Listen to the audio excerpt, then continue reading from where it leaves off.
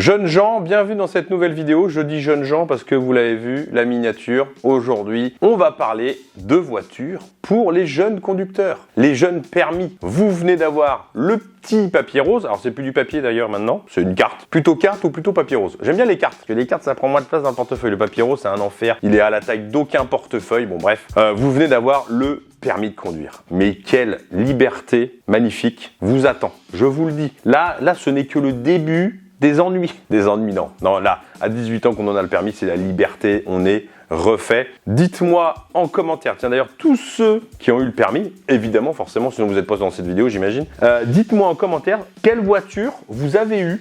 D'accord? Quelle est la première voiture que vous avez eue? Ça, cette question, je vais me régaler dans les commentaires. Moi, vous le savez, je vous l'ai déjà dit 1000 fois, j'ai eu une Seat Ibiza, les premières générations que je vous mets en photo, je le dis à chaque fois. Une bouse. Je l'ai gardée 15 jours. Impossible de remettre en route. Je vous l'avais dit, la distribution s'était décalée. Un enfer. Bref. En tout cas, je le répète, je te félicite, toi derrière l'écran, d'avoir eu ton permis, parce que c'est pas forcément facile. Le plus dur, on le sait en règle générale, c'est d'avoir le code. Alors, je sais pas si c'est toujours le cas, mais j'avais envie de vous dire aussi en commentaire, dites-moi votre voiture et en combien de fois vous avez eu votre permis. Pas le code ou le code de permis, mais allez-y, faites-nous un pavé dans les commentaires. Ça va être super intéressant et ça va déculpabiliser ceux qui n'ont pas réussi à l'avoir encore et qui ont 18 ans, 18 ans et demi, qui sont là, j'ai toujours pas mon permis, j'y arrive pas. Ça va le faire, ça va venir. À un moment donné, vous l'aurez. Mais bon, maintenant, qu'est-ce qu'il faut quand on a son permis? C'est acheter une voiture. Vous le savez, on avait déjà fait un guide d'achat sur la chaîne avec 5000 €. Donc là, on va augmenter un petit peu le montant de l'achat. Mais vous le savez, on se met un max de 10 000, mais entre 5 et 10 000 finalement, vous trouverez des voitures qu'on va vous proposer avec plus de kilomètres, forcément, qui seront moins chères. Donc on est plutôt entre 5 et 10. Voilà, et comme ça au moins on aura fait des guides d'achat entre 0 et 10 000 €. Je pense que c'est pas mal déjà. Mais cette fois-ci, pas question de rouler en C1, en Punto, en Clio, en 208, en Polo, en Golf. Ça vous connaissez tous, c'est du banal. Là on va essayer de trouver un petit peu de style. On va essayer de trouver une belle caisse. Ça fait toujours plaisir de rouler avec sa première voiture dans une belle caisse. Croyez-moi, j'ai 35 ans, quand j'avais 18 ans, il y avait beaucoup moins de choix qu'aujourd'hui. En tout cas, j'ai l'impression. Dites-moi si je me trompe. Et bien sûr, un jeune permis, il faut pouvoir l'assurer aussi. Donc, on va pas prendre des caisses trop puissantes. J'aime dire toujours 110 chevaux maximum. Bon, si on dépasse un petit peu, on est là pour se faire plaisir.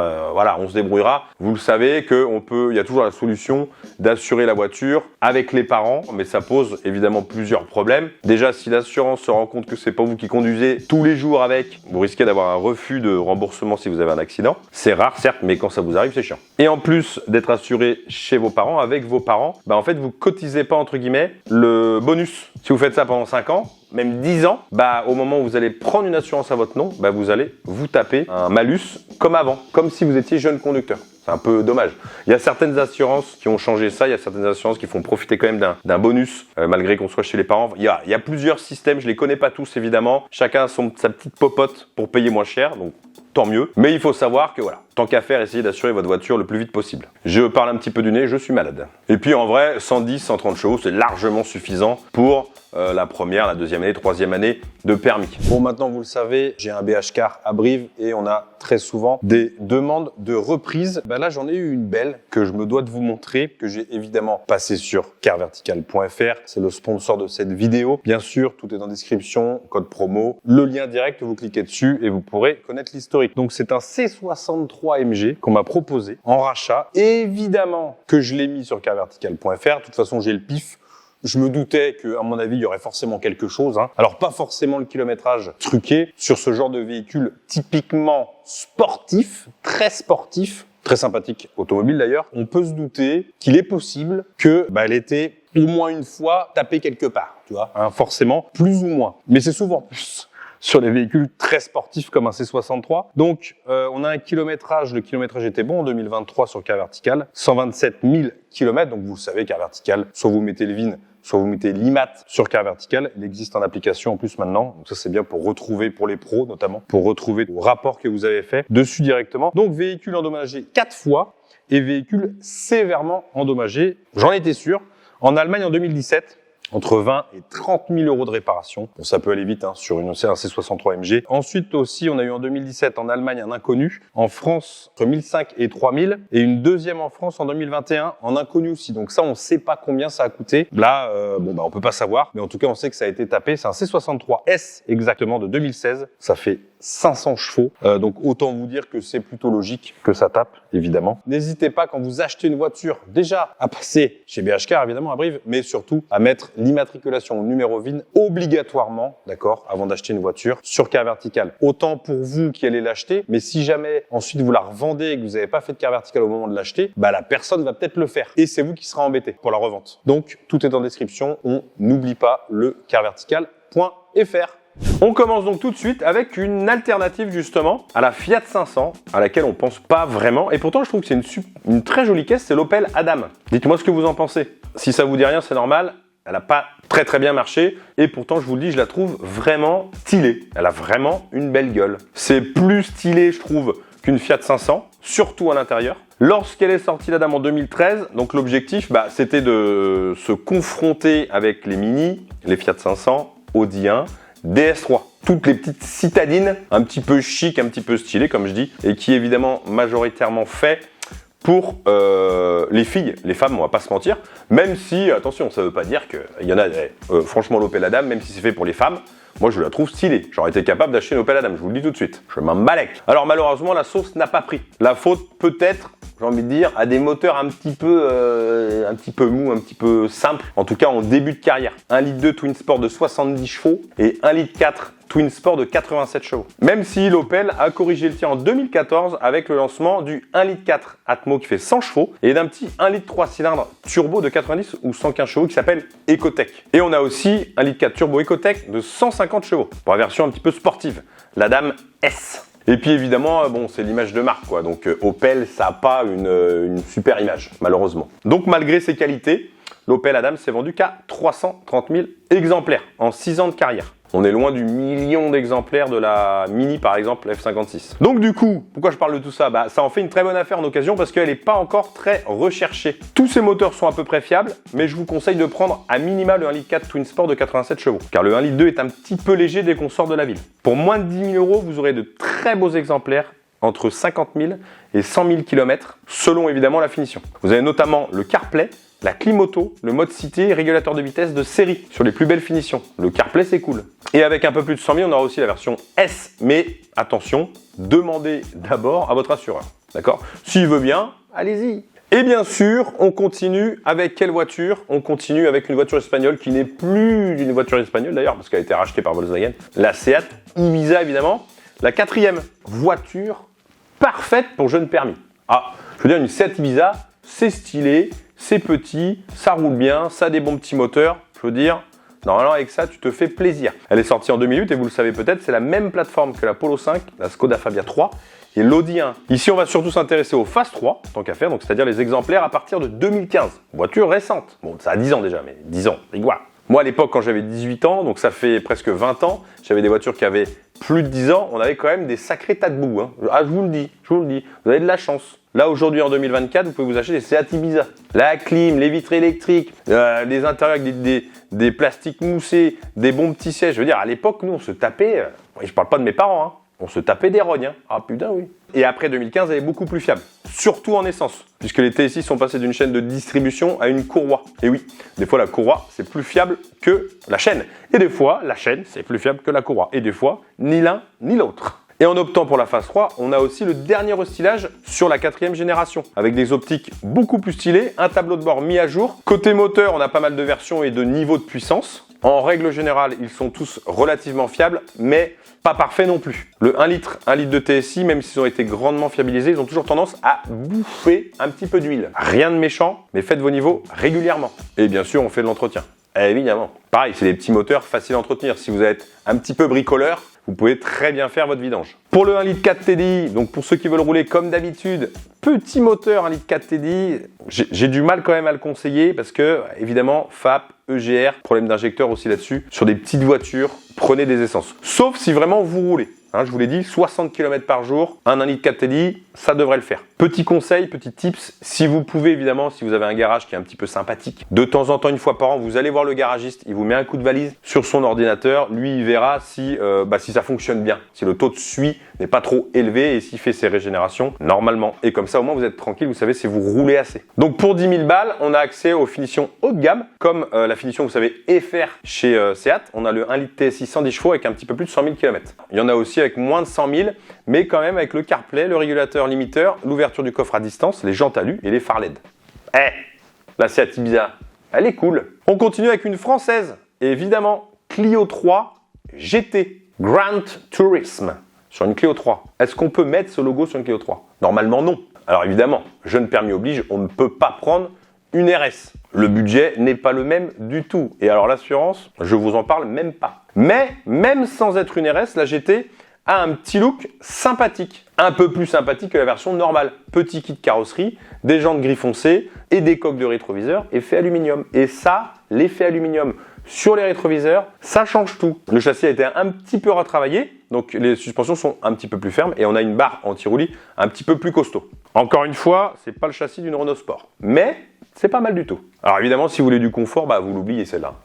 Forcément, c'est un petit peu typé sport, on va pas se mentir. Et niveau motorisation, on a deux possibilités. Un essence 1,6 litre 16V atmosphérique de 128 chevaux, petit moteur à l'ancienne, qui monte bien dans les tours et qui fait un petit peu de bruit. Alors évidemment, c'est pas très économique, mais si vous roulez pépère, ça restera quand même pas trop gourmand. Et on a en diesel, oui, car la GT a existé en mazout, et ça sera évidemment le 1,5 litre DCI de 105 chevaux. Alors évidemment, moins marrant que le 1,6 litre essence, évidemment, mais par contre beaucoup plus économique. Les deux blocs sont très fiables, ces deux moteurs sont très fiables, vous le savez depuis le temps qu'on en parle, surtout le 1,6 litre essence. Voilà, l'essence, celui-ci est increvable. Le DCI, comme d'habitude, il faut rouler. Attention à l'injection, le FAP, la vanne EGR, faut rouler. Je le dis tout le temps, à chaque fois, ça doit être chiant, mais voilà, je le dis. Côté équipement, on a GPS TomTom de série. Excusez-moi, le GPS TomTom, c'est de la merde. Régulateur de vitesse, phare automatique, siège semi-baquet et climatisation automatique. Pour 10 000 €, on aura de très beaux exemplaires autour des 60 000 km, mais on peut aussi en trouver à l'appel à moins de 8 000 balles avec plus de 100 000 km. En noir, elle est magnifique. Alors, quand je dis magnifique sur des Clio, des machins, tout le monde me dit « magnifique d'ailleurs ». Oui, à 18 ans, tu as une Clio 3 GT, d'accord, noire, pour moi, t'as beaucoup trop de style.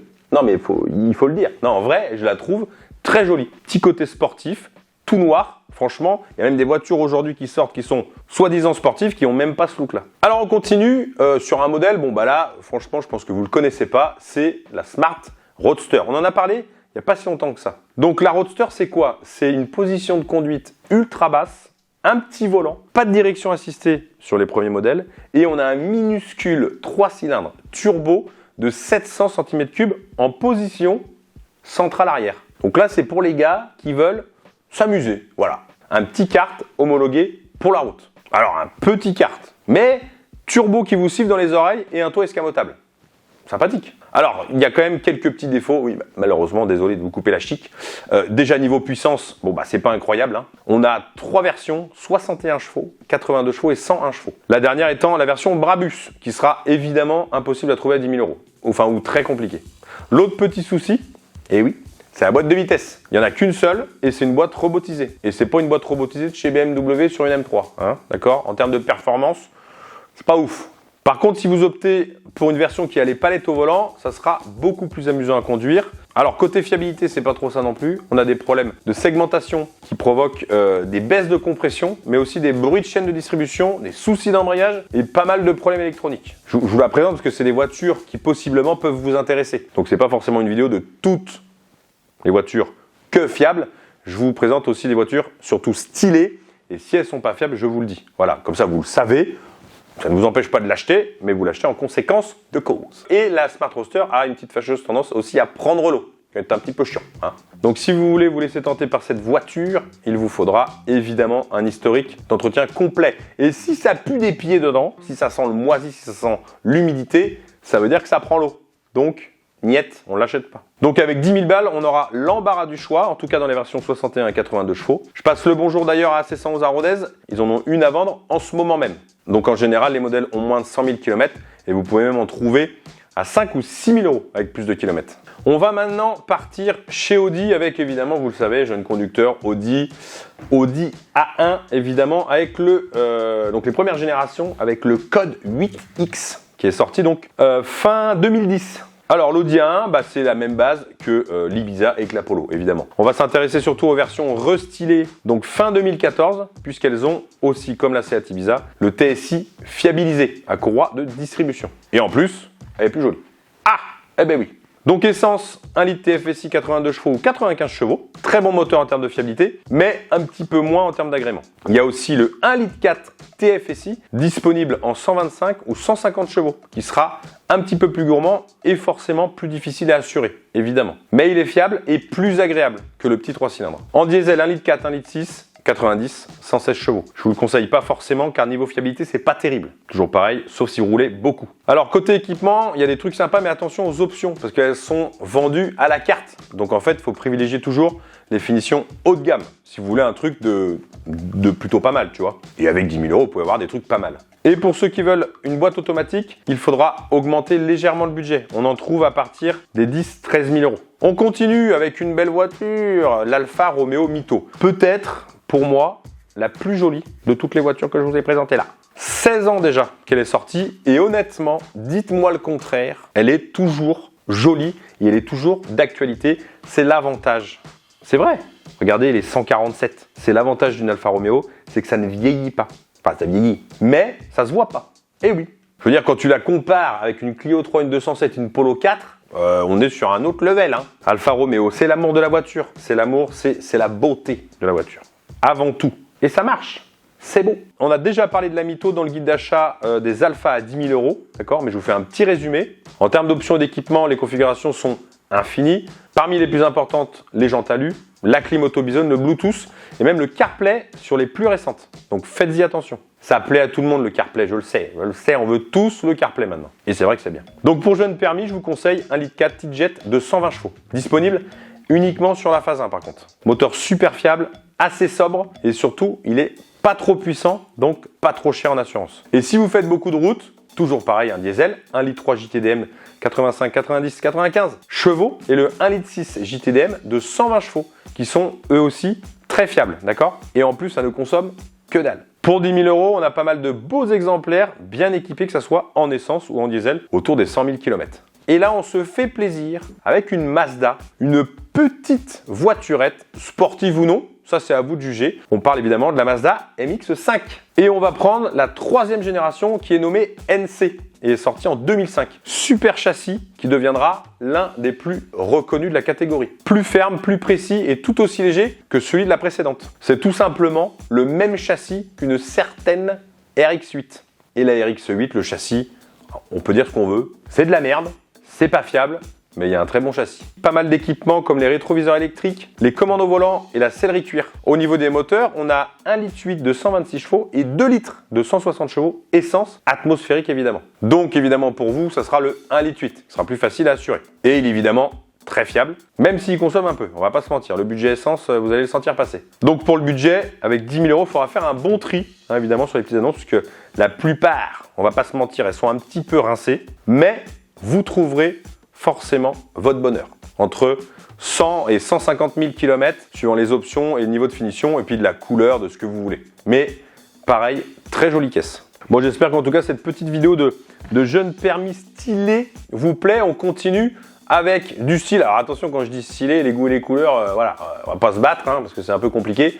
Là, on continue avec une Volkswagen et bien sûr, la Scirocco. La Scirocco, c'est quoi? C'est une compacte 3 portes avec du style, basé sur la Golf 6. Donc concurrente directe, Audi A3 8P, Mégane 3 Coupé. Mégane 3 Coupé, c'est quand même beaucoup plus beau une Scirocco qu'une Mégane 3 Coupé, on va pas se mentir. Ou encore plus confidentiel, Kia Proceed et Hyundai Veloster. Fut un temps, les compacts 3 portes avaient la cote. C'est plus le cas. Scirocco vendu quand même à presque 1 million d'exemplaires. Alors le souci, malgré le succès, c'est que la fiabilité des moteurs essence sur les phases 1 sont pas très fiables. C'est les blocs TSI avec les problèmes de chaîne de distribution qu'on a parlé tout à l'heure, de turbo, de segmentation. La phase 2 est beaucoup plus fiable parce qu'elle a une courroie de distribution, mais malheureusement, elle n'est pas dans le budget. Donc la seule version que je peux vous conseiller, c'est le 2 litres TDI 140 chevaux en phase 1. Mais il faut rouler, évidemment. Et en plus, il sera à mon avis peut-être trop puissant pour l'assurer. Renseignez-vous avant. Pour 10 000 €, vous avez des exemplaires qui ont pas mal de kilomètres, en général plus de 150 000. Donc évidemment, carnet d'entretien, historique, suivi. Voilà, il faut que la voiture soit saine. Ne vous embêtez pas avec une voiture pourrie.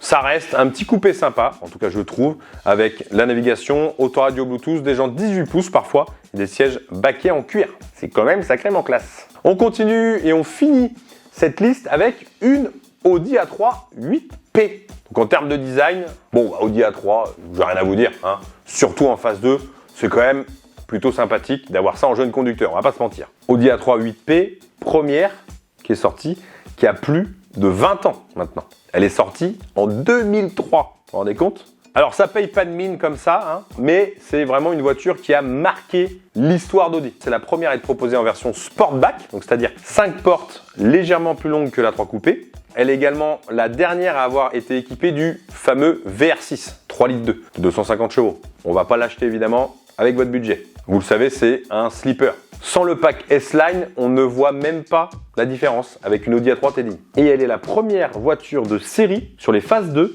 à avoir eu des feux de jour à LED. Donc la qualité et les finitions sont évidemment de très bonne facture, j'ai envie de vous dire, hein, des très belles autos, de plastique moussé. C'est l'époque où Audi mettait du plastique moussé partout, hein, c'était beau. Et la fiabilité est aussi au rendez-vous. On retrouve donc notamment le diesel 1,9 litre TDI dans sa version 105 chevaux. Mais attention, il faut éviter à tout prix le code moteur BXE qui rencontre des soucis de coussinet, surtout quand elles ont des bornes, et même avant d'ailleurs. Donc partez plutôt sur le code moteur BKC qui est carrément increvable. Le code moteur, il est indiqué sur la carte grise ou directement sur le moteur. Demandez aux vendeurs, la plupart du temps, ils en savent rien. Mais bon, demandez des fois que. Et vous avez aussi évidemment le 2 litres TDI, 140 chevaux, comme sur la Sirocco. Le problème, c'est que ça va être peut-être un petit peu trop puissant. Par contre, éviter le 1 litre TDI, c'est une merde sans nom, je vous le dis. En essence, 1 litre 6, 102 chevaux, repris de la première de l'ancienne génération, ou sinon un petit peu plus récent, un litre 6 FSI de 115 chevaux. Donc les deux moteurs sont plutôt fiables, mais par contre niveau consommation on est